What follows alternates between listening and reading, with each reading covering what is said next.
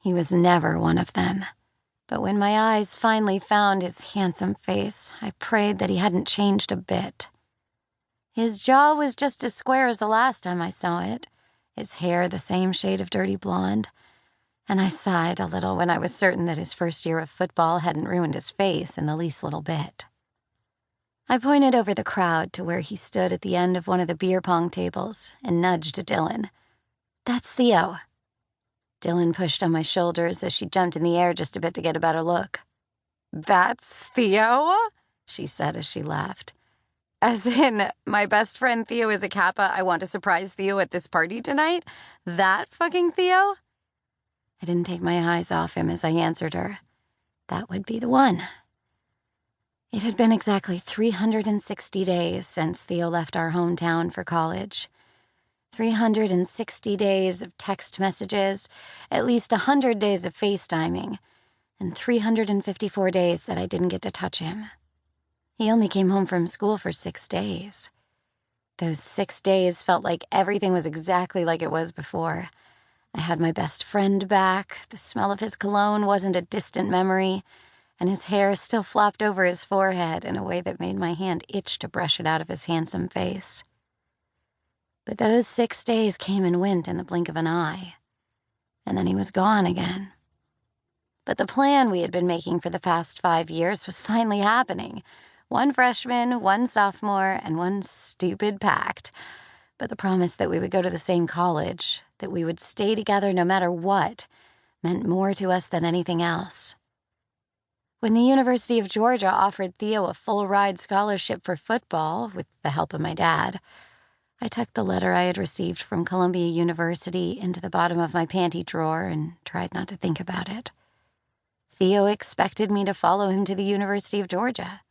My parents expected me to follow in their footsteps at the University of Georgia. And I couldn't swallow the thought of disappointing either.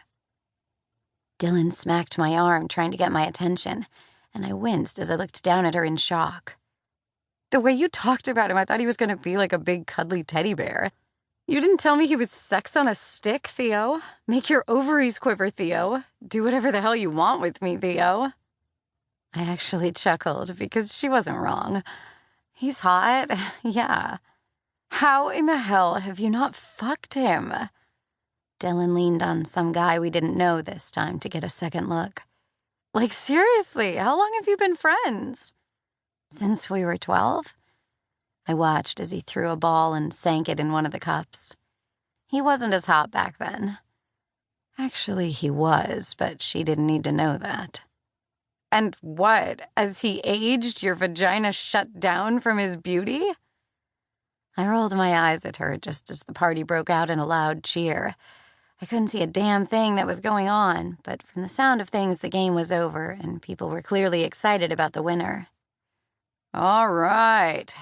The crowd quieted a bit as a guy tried to talk over them. "We have a new winner on table 2, Theo and Cam." The crowd cheered again. "Do we have any new challengers?" Hands shot up like crazy, but there was no way I wasn't getting in on this game. I clasped Dylan's hand in mine and jerked her forward as I squeezed through all the polo shirts. "We want in," I called out as we finally pushed our way through the front of the crowd. Theo's gaze slid over to me, and it took him a second to realize that I was standing in front of him. "Holy shit." "Surprise!" I held my hands out to the side like I had just performed the greatest trick and smiled at my best friend. His matching smile was the best thing I'd seen since I arrived in this town. He moved, and as soon as he was within touching distance of me, my feet left the ground. Theo spun me in his arms, and I took a deep breath for the first time in forever. I buried my face in his neck and breathed in the smell of home. Not the home where my parents lived, but this home, with him.